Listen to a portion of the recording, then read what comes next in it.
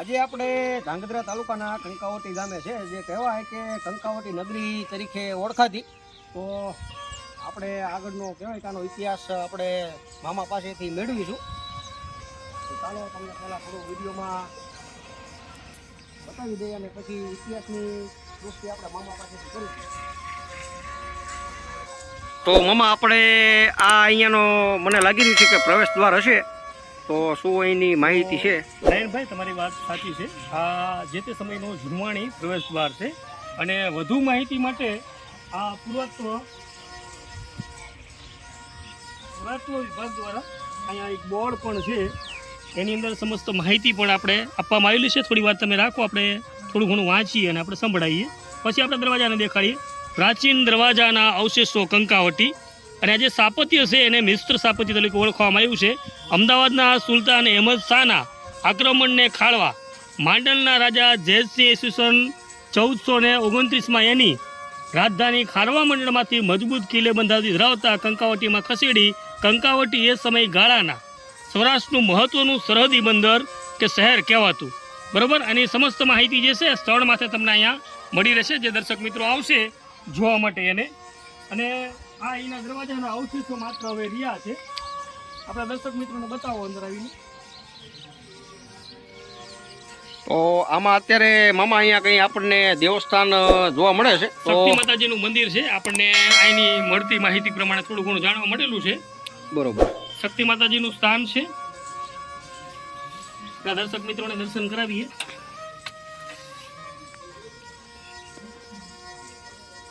એ શક્તિ માતાજીની તમે જુઓ છબી છે, બરોબર, મૂર્તિ છે આખી. પણ ખાસ આપણે દર્શક મિત્રોને જો કોઈ દેખાડવા જેવું હોય ને ભાઈ, તો આ દેખાડતું. આ જે છે ને, જે તે સમયે આની અંદર લાકડાના મોટા મોટા દરવાજા હતા. દરવાજાની પાછળ એક છે ને આંગળીઓ વાંચવા માટે, દરવાજાને બંધ કરવા માટે અત્યારની ભાષામાં આંગળીઓ. આ આંગળીઓનું લાકડું રહ્યું ને આની કોરથી રાખીને આની બાજુ તમે જુઓ, આ બાજુ બરોબર અહીંથી આમ આડું લોક કરવામાં આવતું, જેથી કરીને દરવાજો રહ્યો ને એ ખડીને નીકળી ન જાય, એટલે મજબૂત રહે. અને પાછળ લાકડાની ઘોડી રાખવામાં આવતી. આવું આપણે આપણા બધા વૃદ્ધ વડીલો છે એમની પાસે સાંભળેલું. અને દર્શક મિત્રોને દેખાવો ત્યારે તો ફક્ત એમ કહેવાય કે કમાન જે છે એ આપણને આમાં જોવા મળે છે. એક આ બાજુ છે ને એક આ પાછળના ભાગે છે. અને આની પાછળના ભાગમાં આપણને અહીંયા માહિતી મળેલી કે દરબારગઢ પાછળ હતો. બરોબર. તો ચાલો આપણે પાછળનો દરવાજો દરબારગઢના જે અવશેષો છે તે દર્શક મિત્રોને. દરબારના ગઢમાં અવશેષમાં એક કૂવો છે અને કૂવાના કાંઠે એક 7 કે 8 પાળિયા છે. આપણને ખાસ વિસ્તૃત માહિતી નથી કેટલા છે, ત્યાં જઈએ પછી આપણે જોઈશું. અને આ એક બીજો દરવાજો છે. દરવાજાની રચના ખાસ કરીને મારી માથે કેમેરાનો ફોકસ કરો.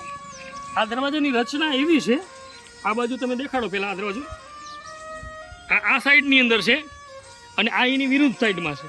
એટલે ગમે તાણે આનું શું હતું ખબર તમને હેતુ, કે કોઈ પણ ઘોડેસવાર આવે કે હાથી આવે, બરોબર, તો એની સ્પીડની અંદર આમ વળી ન હોય કે બરોબર સ્લીપ ખાઈને પડી જાય. એટલે આવી રચનાઓ કરવામાં આવતી. તો આ જે તમને આપણે મામાએ જે જણાવ્યું એ પ્રમાણે કે કહેવાય કે એક ટાઈપનું આપણે કાટખૂણા ઉપર કોયડા ઉપર બંને દરવાજાની સ્થાપના આપણને જોવા મળે છે. તો તમે વિડીયોમાં સાફ જોઈ શકો છો કે આ રીતે આ દરવાજાની રચના આપણને કાટખૂણે 90 ડિગ્રીએ બે દરવાજા છે. 90 ડિગ્રીએ બંને દરવાજા આપણને જોવા. હાંકડો કે કોઈ પણ વસ્તુ સ્પીડની અંદર વળી ન હોય કે સ્પીડમાં વળી ન હોય કે વળાંક માથે આપણે વાહન લઈને જતા હોય તો આપણે વાહનને પણ એકદમ આવો સ્લો કરવું પડે, નકર વાહન રોડની હેઠે ઉતરી જાય કા પડી જાય. સાચી વાત છે, બરોબર. અને આ પણ તમે જુઓ દરવાજાનું આંગળિયાનું આ હોલ. જે તે સમયે અહીંયા શું લાકડાના મોટા દરવાજા હશે, તાણીની પાછળ અહીંયા આંગળીઓ આવતો મોટો લાકડાનો ઘોડી. અને એક અહીંયા તમે જો હોલ અહીં છે. હવે સમયના અભાવે થોડુંક એમ કહેવાય કે આ બધું ભૂતકાળ છે, ખંડિત અવસ્થામાં તમે જો પથ્થર ખવાઈ ગયા છે અને ભંગ અવસ્થામાં છે. પણ આજે પણ એની સ્થાન જે છે એને એ સાચવીને બેઠું છે. મોટી મહત્વની વાત એ છે કે આજે પણ પોતાના અસ્તિત્વને ટકાવીને ઊભું છે. એ મોટી વસ્તુ આપણા માટે જોવા જેવી છે. કારણ કે જો અસ્તિત્વ અત્યાર સુધી ન રહ્યું હોય તો આ પૂર્ણ બધું જૂનવાણી બાંધકામ છે એના હિસાબે ટકી રહ્યું છે. અને હવે આપણે આગળ પાછળ દરબારગઢના અવશેષ તો નથી, પણ થોડા ઘણા એના ચિહ્નો ને એવું બધું છે એ આપણે તમને દર્શક મિત્રોને અને નયનભાઈને બતાવીશું. તો નયનભાઈ, આ ભૂતકાળના અવશેષો અહીંયા દરબારગઢ હશે પહેલાંના સમયમાં, બરોબર, એનું તમે બાંધકામ આ બધું જોઈ શકો છો એ સમયનું. અને હવે આગળ આપણે દર્શક મિત્રો બતાવ્યું, ત્યાં સુધી વિડીયોને તમે પૂછ કરો. નયનભાઈ, આપણે આગળ વધતા આ દરબારગઢનું મેન સ્થાન, બરોબર, અહીંયા દરબારગઢ હશે એવું આપણે કહી શકીએ. પ્રોપર આપણને ખબર નથી કે દરબારગઢ અહીંયા હતો કે નહોતો, પણ દરબારગઢના ઘણા અવશેષો આજની તારીખે આપણે અહીંયા જોઈ શકીએ છીએ. એનો મતલબ એ થાય કે દરબારગઢ અહીંયા હશે. બાકી તો કદાચ તમે કોઈ દર્શક મિત્રો આમાં જાણતા હોય ને કંકાવટીના હોય તો કોમેન્ટ કરજો કે ખરેખર દરબારગઢ અહીંયા હતો. કારણ કે અહીંના અવશેષો જે છે ને એ આ સાક્ષી પૂરે છે. આ કૂવો છે ઝુણવાણી. જોકે આ કૂવાના ઉપરના બાંધકામમાં તમે ન જતા, કારણ કે આનો જીર્ણોદ્વાર કરીને રિનોવેશન કરવામાં આવેલું છે. અંદરનો જે કૂવાનું બાંધકામ છે ને એ બધું ઝુણવાણી છે. કારણ કે અસ્તિત્વને જાળવી રાખવા માટે જે એનું નયનભાઈ અસ્તિત્વ છે એ નેસ્ત નાબૂદ ન થઈ જાય, એના અસ્તિત્વને જાળવી રાખવા માટે જે તે સમયે એને એમ કહેવાય કે આપણે રિનોવેશન કરવું પડતું હોય છે. અને ઉપરના ભાગમાં આપણે કૂવો તમે દેખાડો, પછી શાંતિથી દેખાડજો, આપણે માહિતી આપણે આપી દઈએ.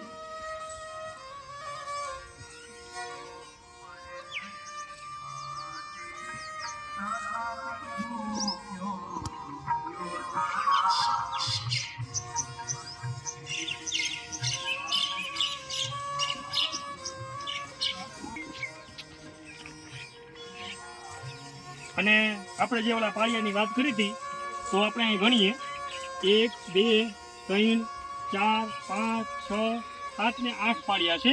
કારણ કે શંકાનું કોઈ સ્થાન ન રહે. 8 જે પાળિયા છે આનો ઇતિહાસ શું છે એ તો આપણે જાણતા નથી, પણ કદાચ તમે કંકાવટીના વિડીયો સર્ચ કરશો તો તમને જે ઇતિહાસ જે છે આનો કંકાવટીનો એ તમને મળી રહેશે. કારણ કે આ જે કૂવાનો જે ઇતિહાસ છે, કદાચ એવું કંઈક મેં સાંભળેલું છે કે કૂવાનો કેર કરીને કોઈ એવો કથાનો પ્રસંગ છે જેની અંદર આનું જે છે સંપૂર્ણ રીતે ધાંગધ્રાની એક ચેનલ છે ઝાલાવાડના ઝરૂખેથી, એની અંદર આનો ઇતિહાસ જે છે એ આ કૂવાનો કેર એની અંદર આનો ઇતિહાસ જે છે સંપૂર્ણ દર્શાવવામાં આવેલો છે. તો દર્શક મિત્રોને વિનંતી છે કે આ કૂવો અને દરબારગઢના ઇતિહાસ માટે તમે જે છે ઝાલાવાડના ઝરૂખે એક ચેનલ છે એની અંદર કૂવાના કેરનો પ્રસંગ છે એને તમે નિહાળજો.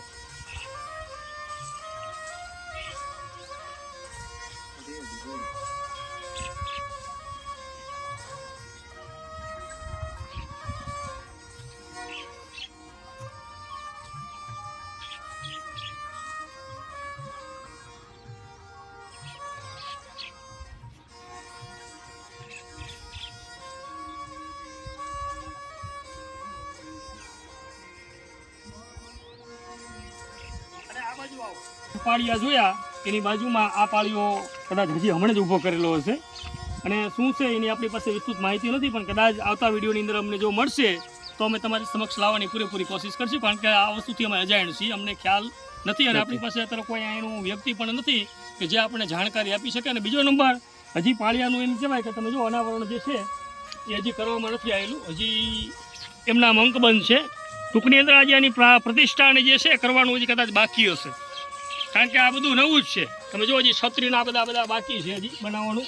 એટલે જે વસ્તુ નવી છે જે તે સમયમાં જાણકારી મળશે તો અમે તમારી સમક્ષ જે છે નવા વિડીયોની અંદર રજૂઆત કરીશું.